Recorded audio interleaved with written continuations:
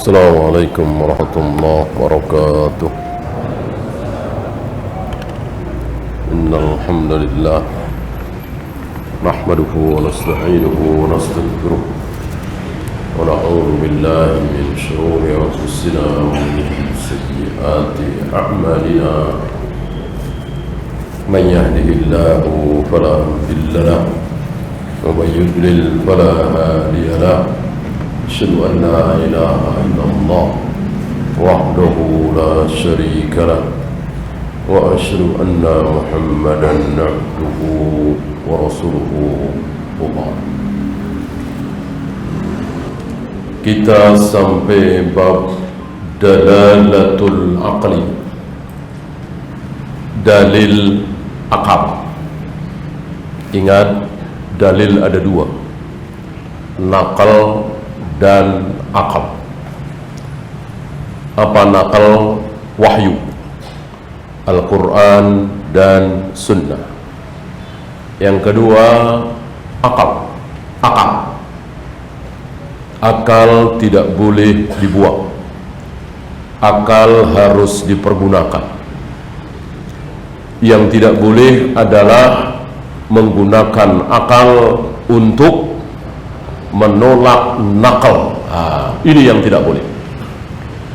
Adapun akal dipergunakan untuk mendukung nakal, memang begitu harusnya.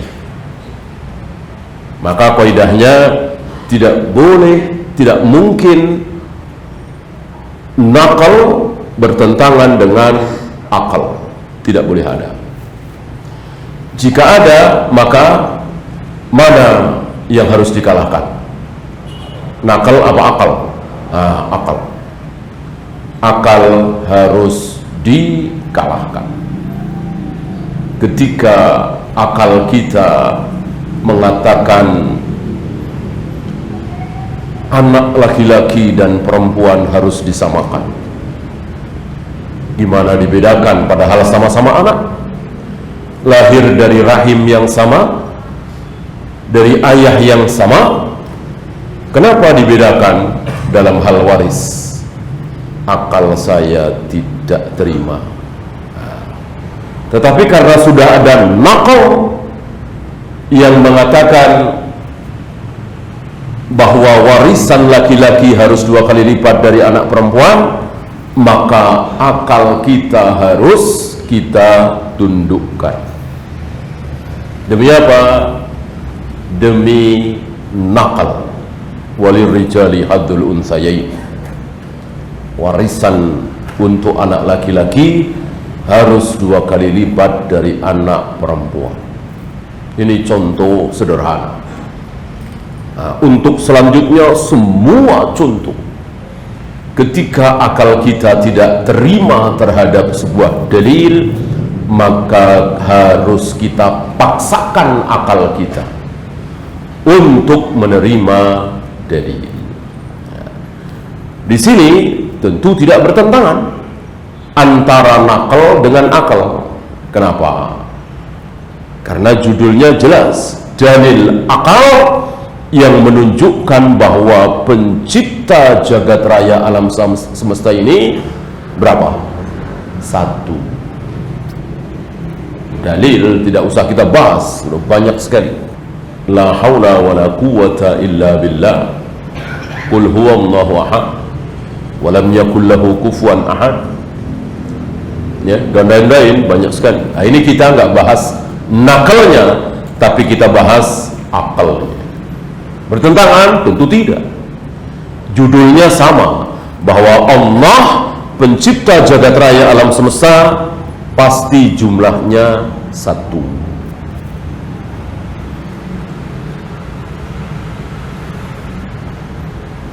Beliau bawakan secara nakal dulu. Mattakhadallahu min walad. Allah tidak mengambil anak. Allah tidak mungkin punya anak. Salah satu sifat tercela jika itu ada pada diri Allah, dan sifat itu menjadi terpuji apabila ada pada diri manusia. Kan ada 3 pernah kita bahas. Terpuji pada diri Allah, terpuji pada diri manusia. Tercela pada diri Allah, tercela pada diri manusia, otomatis ya. Kemudian terpuji pada diri manusia, tercela pada diri Allah. Seperti punya anak ini. Kemudian terpuji pada diri Allah, tapi tercela pada diri manusia. Apa? Sombong, suka dipuji, meninggikan dirinya sendiri, membesarkan dirinya sendiri, takabbur. Ini terpuji pada diri Allah. Allah memang seperti itu, membesarkan dirinya, mengagungkan dirinya, meninggikan dirinya sendiri. Sementara jika kita seperti itu, haram, tercela kita. Allah tidak mengambil anak. Kalau Allah mau, tentu Allah tidak mau dan tercela bagi Allah, maka Allah tidak mengambil anak. Wa ma kana ma'ahu min ilah, tidak mungkin ada ilah lain bersama dia. Kenapa dikatakan ilah, tidak Rob? Karena kalau Rob, sudah banyak yang menerima, termasuk siapa? Abu Jahal, Abu Lahab. Wahai Abu Jahal, Abu Lahab, apakah ada Rob lain selain Allah? Abu Jahal menjawab, tidak ada. Bagi kami Abu Jahal, Abu Lahab, kafir Quraisy, satu-satunya Rob adalah Allah. Adakah yang menurunkan hujan selain Allah? Abu Jahal, Abu Lahab menjawab, tidak ada. Adakah yang bisa menghidupkan, mematikan selain Allah? Enggak ada. Adakah yang bisa memberikan rizki selain Allah? Abu Jahal, Abu Lahab menjawab, tidak ada. Satu-satunya Rabb adalah Allah. Idzan la zahaba kullu ilahin bima khalaq, maka masing-masing ilah akan berbuat semau dia terhadap yang dia ciptakan. Seandainya ada ilah lain selain Allah, seandainya ada Tuhan lain selain Allah, maka masing-masing akan berbuat sekehendaknya. Kenapa? Tuhan. Jangankan Tuhan Rabbul Alamin, Raja. Apa sifat Raja? Melakukan apapun semau dia. Itulah Raja. Semakin besar, semakin tinggi kerajaannya, semakin suka-suka, semakin terserah dia berbuat apa. Itu Raja. Allah Rabbul Alamin, tentu Tuhan suka-suka dia. Ini dibatasi oleh Tuhan yang lain. Aneh ya. Maka secara fitrah manusia tidak ada yang mengatakan Tuhan itu 2, Tuhan itu 3, Tuhan itu 4, tidak ada. Kemarin sudah kita bahas. Sampai Nasara tidak sanggup mengatakan Allah itu, Tuhan itu ada 3, tidak sanggup di dalam hatinya. Itu dalam lisannya saja ya. Maka mereka berada dalam kebingungan tentang prinsip Trinitas itu. Secara fitrah mereka tidak bisa melawan fitrahnya. Masa Tuhan ada 3 gitu. Tetapi kalau sudah terlanjur turun-temurun entah berapa ribu tahun yang lalu, mereka membuat bid'ah besar. Ada Tuhan Bapa, ada Tuhan Anak, ada Ruhul Kudus. Maka para pendeta, para pastor, murid-muridnya mengikuti saja dengan kebingungan yang ada pada diri mereka. Mereka tidak tentram hatinya. Karena secara fitrah manusia, mereka sama dengan kita, mengatakan Tuhan pasti satu.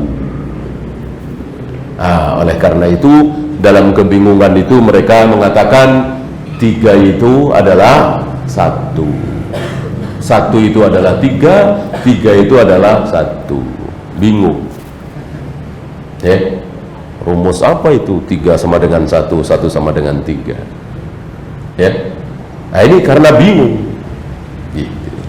Sebetulnya kalau berani, dan ada yang berani, tidak bisa satu. Akhirnya Allah berikan hidayah. Mereka berani keluar dari Kristennya, masuk Islam, dan tidak terhitung jumlah pendeta, pastor yang masuk Islam setelah belajar dengan syarat berani. Wala ala ba'duhum ala ba'd, satu sama lain saling ingin meninggikan dirinya. Kenapa? Tuhan.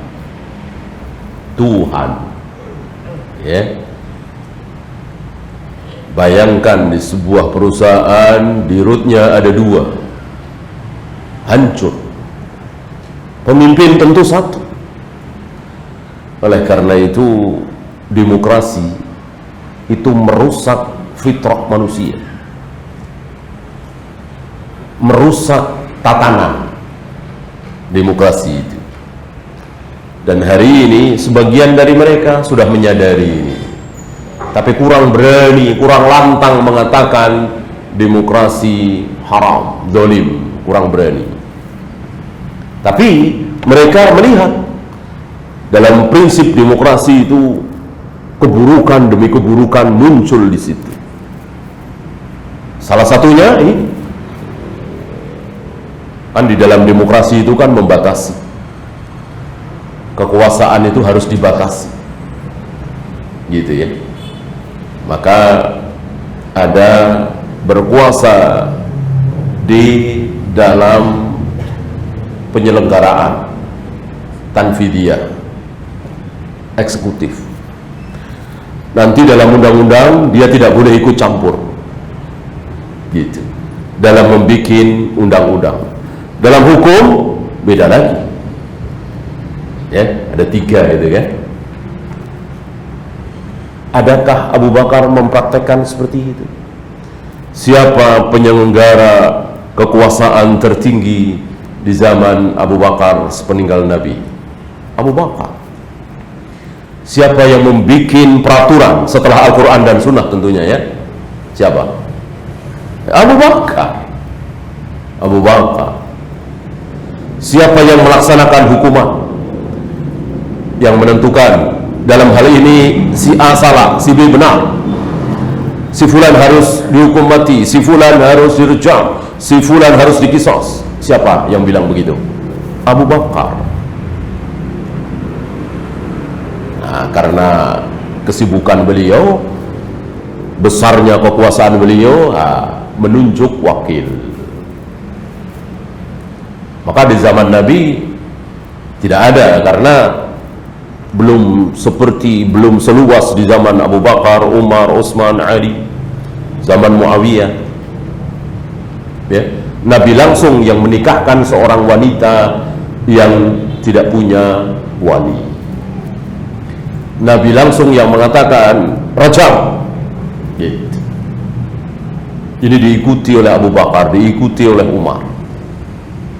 Siapa yang menambah 40 kali cambuk menjadi 80, berarti kan bikin peraturan yudikatif kan? Siapa yang melakukan ini? Umar. Tidak Utsman, tidak Ali, tidak Zubair, tidak Tolha, Umar sendiri. Berarti dalam Islam tidak membedakan, tiga-tiganya Umar. Tidak seperti yang dilakukan oleh prinsip demokrasi, dibatasi kekuasaan itu.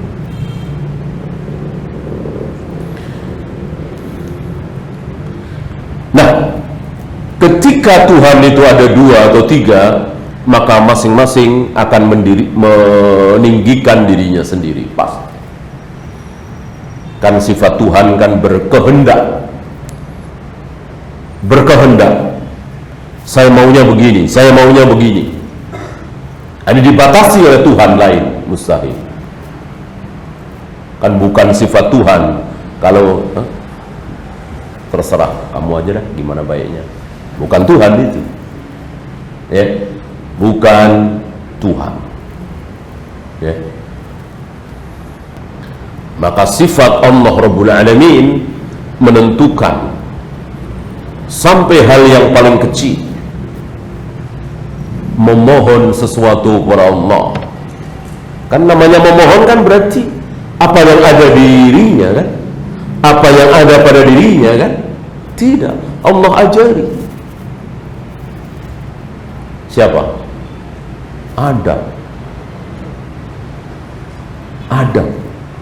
Adam diajari oleh Allah apa? Kalimat-kalimat, kata-kata. Untuk apa? Untuk memohon ampun kepada Allah. Setelah Adam melakukan dosa yang sangat besar, mendekati pohon larangan itu, Adam bertaubat. Pakai apa? Diapain? Diajari oleh Allah, ya. Diajari dengan kalimat-kalimat itu. Padahal kan mestinya ya terserah Adam. Kan udah gede ini, masa nggak bisa nyusun kalimat? Nah, lihat. Hanya memohon ampun kepada Allah itu pakai diajari. Adam, Nabi.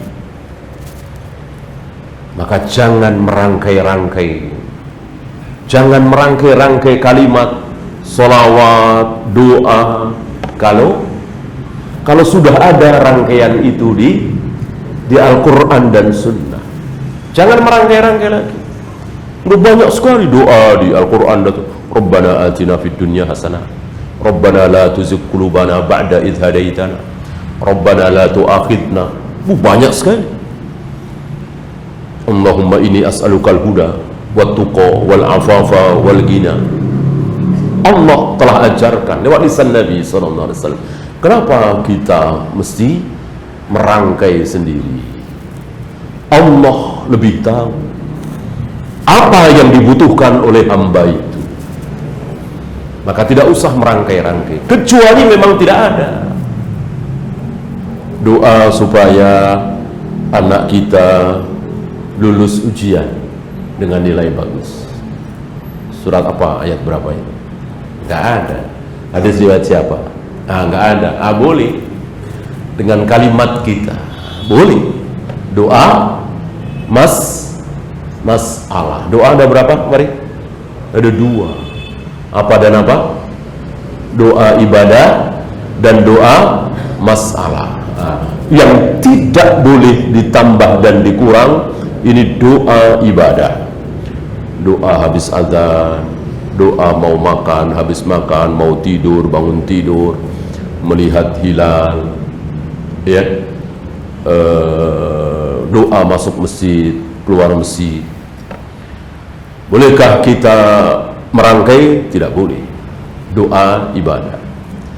Yang kedua, doa masalah, doa permohonan yang belum ada di Al-Quran dan Sunnah. Ya seperti tadi, minta lulus ujian, minta supaya anak kita disembuhkan dari sakitnya.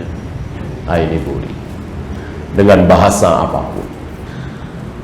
Iz law asbatna lil alami khaliqain, seandainya kita tetapkan bahwa di jagat raya alam semesta ini ada dua pencipta. Seandainya ada orang mengatakan pencipta ini ada dua, kan ada kan, bahkan tiga kan, ada Tuhan, ada dewa pencipta, ada dewa pemelihara, ada dewa perusak, ya kan? Lakana kullu khaliqin yuridu ayyan farida bima khalaqa. Tentu masing-masing pencipta akan berbuat sesuatu sesuai dengan keinginan dia, tidak mau dicampuri. Wa yastakilla bihi ka'adatil muluk. Dia ingin merdeka sebagaimana para raja itu. Raja itu ada wakilnya enggak? Antum pernah dengar waktu Abu Bakar jadi khalifah, Wakilnya siapa? Hah? Siapa? Nggak ada. Waktu Umar bin Khattab jadi khalifah, wakilnya siapa? Nggak ada. Utsman, Ali, Muawiyah, Umar bin Abdul Aziz, Harun ar-Rasyid. Pernah dengar wakilnya siapa? Tidak ada. Wakil itu ditunjuk ketika apa? Ketika khalifah berhalangan. Sebagaimana Rasulullah menunjuk Utsman ketika Nabi meninggalkan Madinah. Kalau khalifah itu ada, raja itu ada, presiden itu ada, ngapain wakil?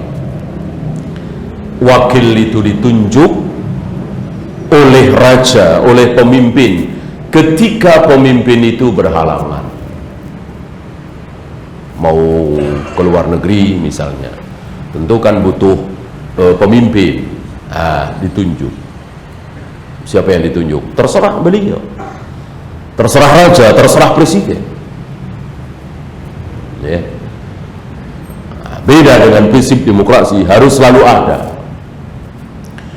Bahkan wakil itu membidangi gitu, ya. Wakil 1, wakil 2, wakil 3 membidangi ini.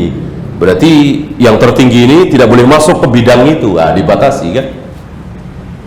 Dibatasi. Islam tidak mengenal pembatasan seperti itu.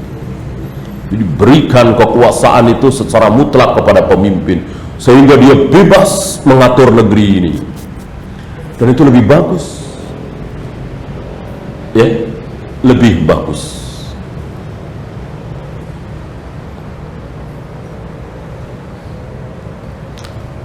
La yarda ayyusyarikahu ahad. Tidak mungkin ada seorang raja yang senang kekuasaannya itu direcoki, dibantuin gitu. Gak ada yang suka. Salah satu kewibawaan raja adalah dia pemimpin tunggal, tidak ada yang ikut serta. Oleh karena itu raja-raja itu lebih dihormati, lebih dikagumi, lebih dicintai daripada presiden sekarang ini ya. Coba waktu presiden Amerika, presiden Perancis, presiden Perdana Menteri mana ke Indonesia, biasa-biasa saja. Begitu Raja Salman, heboh ya kan, luar biasa. Fitrah manusia. Kenapa? Karena dia tidak akan diganti, kekuasaannya terus sampai mati. Beda dengan presiden ya. Ntar 2019 juga udah selesai. Apalagi dibatasi 2 periode. Ini periode kedua nih, nggak boleh dia nyalonin lagi ya, udah nggak dihormati lagi. Beda dengan raja sampai mati. Dan begitu yang dicontohkan oleh Abu Bakar sampai meninggal, Umar sampai meninggal, Utsman sampai meninggal, Ali sampai meninggal, Muawiyah sampai terus, semuanya sampai mati. Ya. Di sini orang-orang demokrasi mengkritik, ya, dengan kalimat yang nggak enak didengar. Apa mereka bilang? Bukan sampai mati, sampai dibunuh. Itu karena nggak diganti-ganti itu Umar, makanya dibunuh. Begitu juga Utsman tuh, kan nggak diganti-ganti itu Utsman, makanya dibunuh. Begitu juga Ali, kan nggak diganti-ganti, makanya dibunuh. Coba kalau diganti, ya, makanya sebelum dibunuh ganti dulu, gitu. Lah Abu Bakar gimana? Muawiyah gimana? Umar bin Abdul Aziz gimana? Harun ar-Rasyid gimana? Kan semua khalifah, semua pemimpin tunggal semua. Ya bisa. Apa yang terjadi pada diri Umar, Utsman, Ali, tiga-tiganya dibunuh, lalu dijadikan dalil. Ini kesalahan, makanya berakhir dengan pembunuhan. Orang demokrasi begitu. Ya. Abu Bakar kan tidak dibunuh. Apalagi kalau kita belajar sunnah, belajar bagaimana hadis-hadis Nabi tentang rahasia fitnah, kan memang sudah dinubuatkan oleh Nabi bahwa Umar akan dibunuh, Utsman akan dibunuh, Ali akan dibunuh. Ya.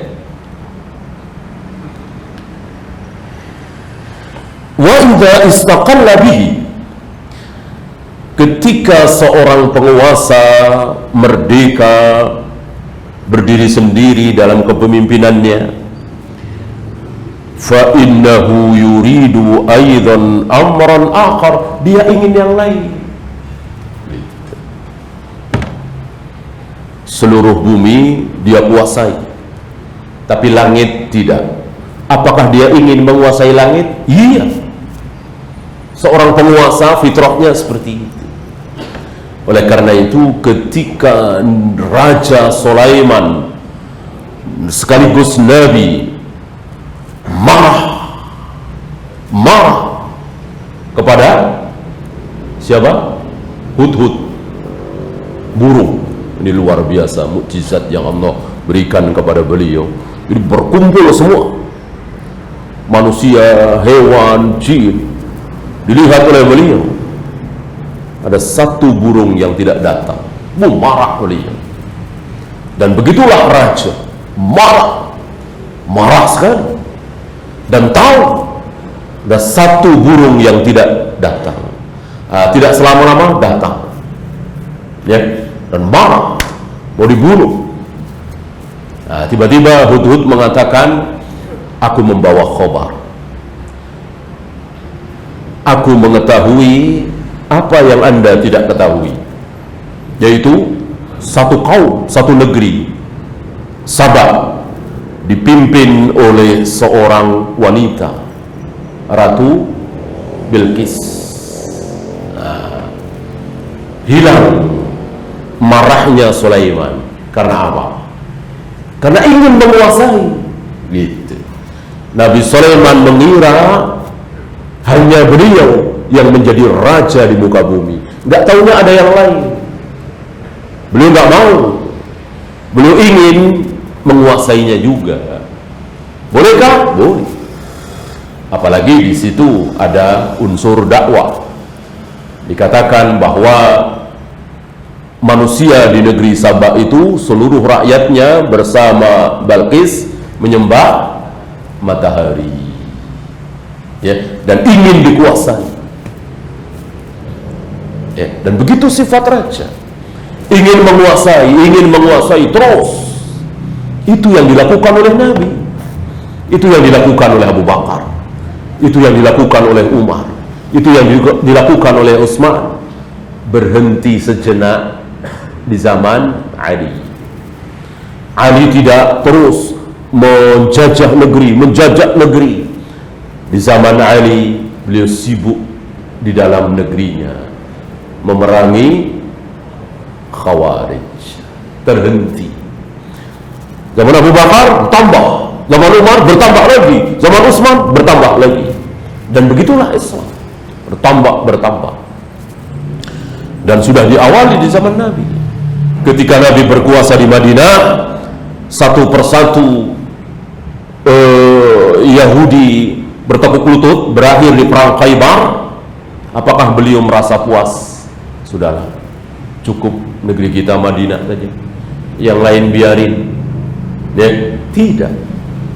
Sampai ke Tabuk, sampai ke Mu'tah. Maka peperangan demi peperangan beliau lakukan. Beliau kirim komandan pasukan ketika beliau tidak ikut berperang. Maka bertambah. Sampai puncaknya beliau tantang siapa? Beliau tantang superpower dunia.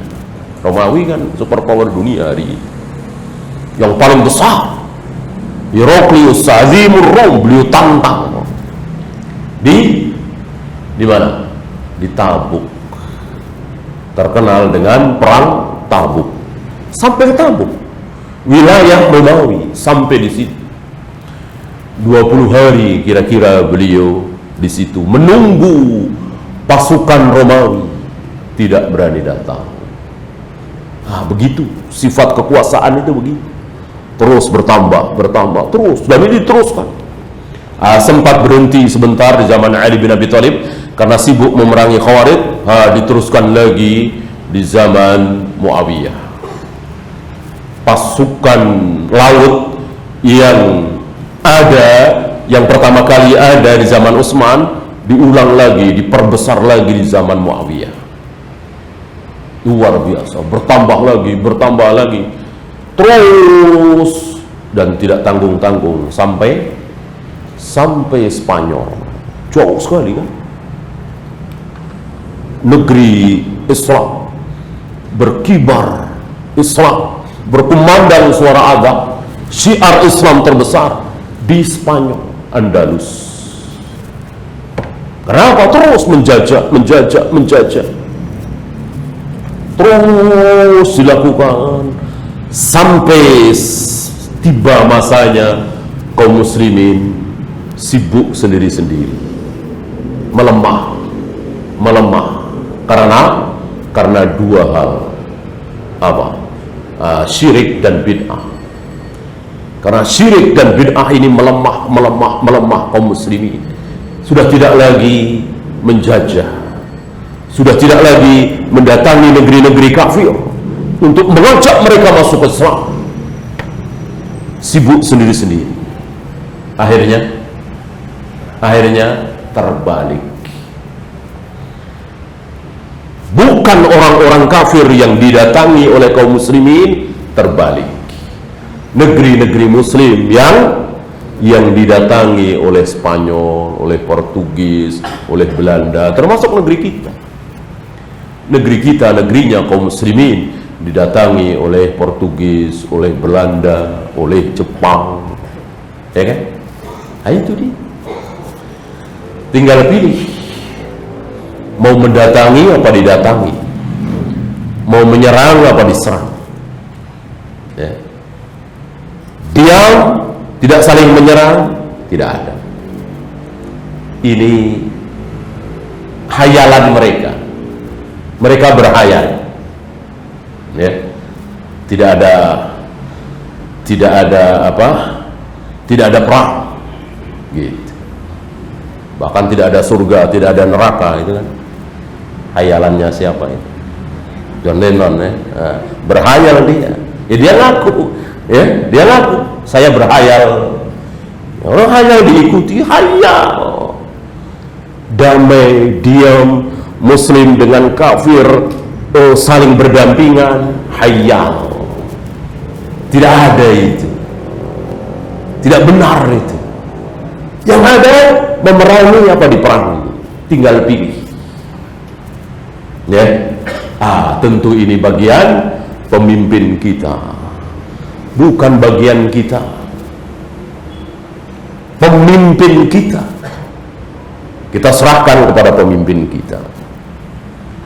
Kalau pemimpin kita memang Allah berikan keberanian, tidak mustahil. Kalau tidak, ya sudah. Ya, kita serahkan kepada pemimpin kita, bukan kita. Syekh Albani saja tidak berbuat apa-apa. Syekh Albani, ya. Beliau hanya menyayangkan, tidak ada lagi. Bahkan yang paling sederhana, awal dakwah keluar yang dilakukan oleh Nabi, yang paling sederhana apa? Surat. Kan diawali sebelum jihad itu, perang Tabuk, perang Zatus Salasil, Zatul Riqa, dan seterusnya, kan diawali oleh surat. Nabi mengirimkan surat ke Muqawqis, ke Kisra, ke Azimur Rum, Romawi, Heraklius. Surat aslim taslam, salamun ala man ittaba'al huda, aslim taslam, dan seterusnya. Intinya mengajak mereka masuk Islam. Itu dilakukan oleh Nabi dan diteruskan oleh Abu Bakar, Umar. Hari ini kata saya Albani, ya, hari ini tidak ada lagi. sunnah Nabi yang sangat besar ini hilang. Syekh Albani tidak melihat Raja Saudi, waktu itu belum Raja Salman berarti ya, mungkin Raja Faisal, Raja Fahd, Presiden Mesir, Presiden Indonesia, Perdana Menteri Malaysia, tidak ada yang menyurati, melayangkan surat ke Perdana Menteri Jepang, Perdana Menteri Australia misalnya, Kaisar Jepang, Presiden Prancis untuk masuk Islam. Enggak ada. Berarti bagian dari sunnah. Ya, perkara diterima atau tidak, masuk Islam atau tidak, urusan belakang. Hidayah di tangan Allah. Intinya sudah berusaha. Itu yang dilakukan oleh Nabi Sallallahu Alaihi Wasallam. Tidak ada. Sederhana kan? Melayangkan surat. Coba presiden kita mengirimkan surat ke Donald Trump misalnya, ngajak Donald Trump masuk Islam. Manusia sedunia tahu semua. Kayak apa gagahnya Presiden Indonesia atau Raja Salman, ya, tidak ada. Itu yang diharapkan oleh beliau ketika beliau masih hidup. Belum lama kan beliau wafat, baru beberapa belas tahun ya kan. Nah, ini dia lemahnya kaum muslimin, tidak nampak izzah kaum muslimin di hadapan orang-orang kufar. Pemimpin-pemimpin Islam tidak merasa tinggi di hadapan orang-orang kufar, padahal harus merasa tinggi.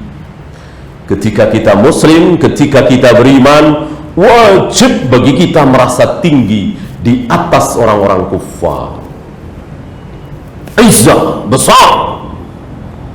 Adapun berhadapan dengan sesama muslim, adillatun 'alal mu'minin, merendahkan diri. Adapun di hadapan orang kufar, membesarkan diri. Begitu sifat kaum muslimin itu, begitu. Sampai papasan di jalan sempit saja kita tidak boleh ngalah, harus dia yang ngalah. Itu sampai papasan, ya. Bagaimana mengucapkan selamat Natal, selamat Nyepi, Waisak, ini itu. Ini rendah sekali kaum muslimin, sampai tega-teganya, mau-maunya mengucapkan selamat Natal. Rendah sekali. Kalau mereka memang rendah, apalagi di negeri kita, mereka rendah. Mereka mengucapkan selamat Idul Fitri, selamat Idul Adha, ya wajar, mereka rendah. Di hadapan kita yang tinggi, ya wajar. Biarkan saja urusan mereka. Jangan dibalas. Jangan nggak enak. Kemarin kan dia mengucapkan selamat Idul Fitri. Masuk sekarang kita nggak ngucapin selamat Natal, nggak ada begitu. Gak boleh, karena mereka rendah, kita tinggi. Aizzatin alal mu'minin, aizzatin alal kafirin, azillatin alal mu'minin. Ya, asyidda'u alal kuffar, ruhama'u bainahum. Jadi kalau berhadapan dengan orang-orang kufar, kita merasa besar, merasa tinggi. Begitu berhadapan dengan sesama muslim, sudah kita merendah. Walaupun bukan salaf. Ini dia. Walaupun bukan salaf, orang-orang awam, udah kita merendah saja sesama muslim, udah ngalah saja. Ya. Mulai besok jangan ngaji di sini, Pak, ya. Ya deh, ngalah aja. Kan muslim. Ya. Jangan bangun masjid di sini ya. Ya udah ngalah aja. Ya, tanah lain banyak. Ya. Man taraka syai'an lillah awadahullahu lahu khairan minhu. Barang siapa yang meninggalkan sesuatu karena Allah, Allah akan ganti yang lebih baik. Dan sifat salaf menonjol di situ. Ketika berhadapan dengan sesama muslim, ngalah. Walaupun mereka banyak melakukan berbagai macam bid'ah, tapi kan muslim. Asy'ariyah, Maturidiyah, kata kita sekarang Nahdiyin, muslim bukan? Muslim apa kafir? Muslim. Masuk adillatin ala mu'minin, iya, udah merendah saja, ngalah saja. Dan itu yang selalu dilakukan oleh kaum salaf. Ngalah. Itu. Kecuali kalau yang larang pengajian ini pendeta, pastor, bikin rame kita. Rame kita Pak Bunda. Kalau pendeta pastor larang rame dan nggak berani kan. Tapi kalau sesama muslim yang kena syubhat, lebih baik mengalah. Ya, nggak usah bentrok sesama muslim. Cuman sejengkal tanah, cuman nggak boleh ngaji, nggak dikurangi jadwalnya, biarin saja, ngalah saja, pindah ke masjid lain, ya. Siapa tahu dapat lebih besar, bangun lagi, begitu kaum salaf, ya. Wa hina idzin idza arada sultan, dan ketika itu, ketika dua-duanya menginginkan kekuasaan, dua Tuhan, dua penguasa itu menginginkan kekuasaan, fa imma ayyu'jiza kullu wahidin minhuma 'anil akhar, satu sama lain akan saling melemahkan. Tuhan A akan melemahkan Tuhan B, Tuhan B akan mengalahkan Tuhan A. Disitulah letak mustahilnya. Tuhan itu ada dua, tidak mungkin. Wa in ajiza kullu minhuma 'anil akhar zalatir rububiyyati minhuma jami'an. Ketika satu sama lain saling melemahkan, maka rububiyah itu akan hilang dua-duanya, artinya hancur. Berebut kekuasaan, saling melemahkan, hancur. Dan itu terjadi di mana-mana. Kehancuran satu negeri karena apa? Perebutan kekuasaan di mana-mana. Sebagaimana yang hari ini sedang kita saksikan. Saudara-saudara kita yang berebut kekuasaan. Menyedihkan sekali nasibnya. Oleh karena itu pelajaran bagi kita, udah jangan merebut, udah biarkan dia. Mau zalim, mau korup, mau ahli maksiat, udah biarkan.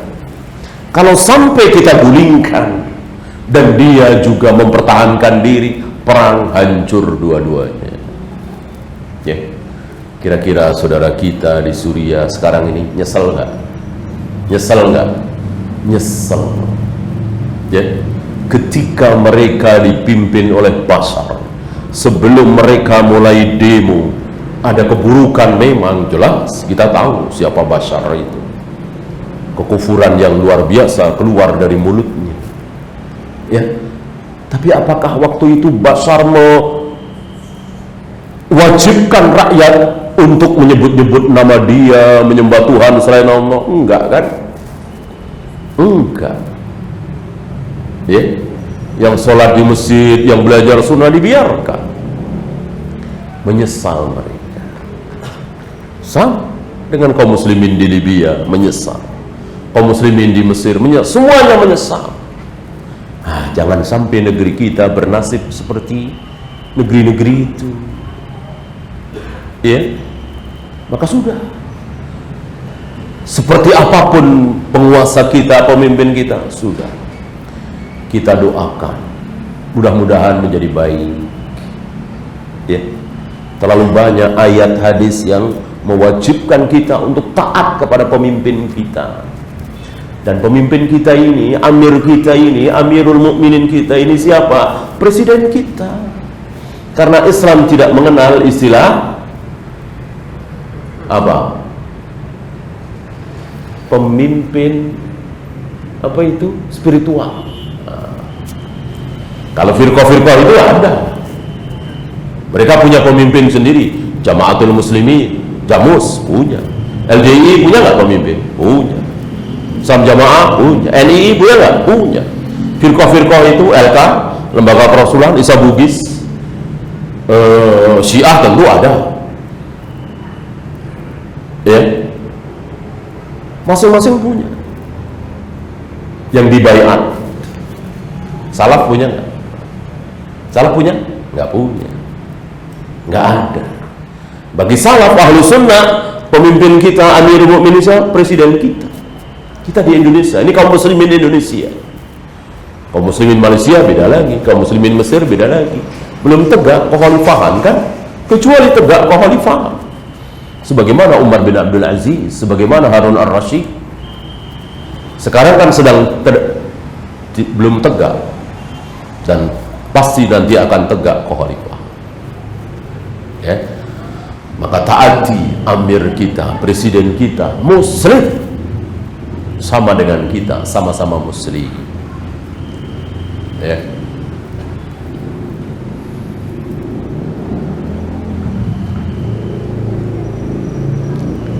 Ya, itu saja. Ada pertanyaan, silakan.